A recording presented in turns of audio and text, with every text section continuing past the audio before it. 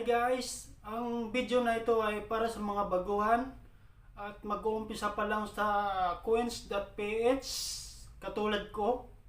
Kung may balak kayong mag-cash in ng 16,000 to 50,000 sa Palawan, ay mabagal ang proseso dahil hinihintay pa ang approval ng coin.ph.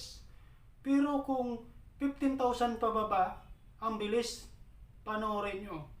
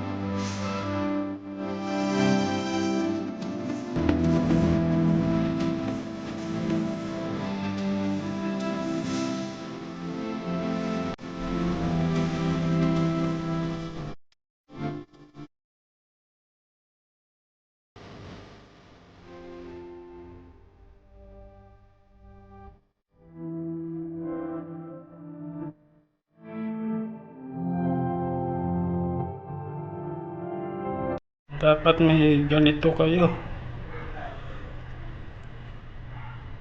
Meron kayong makukuhang discount kapag malaki ang ipapadala nyo sa Palawan.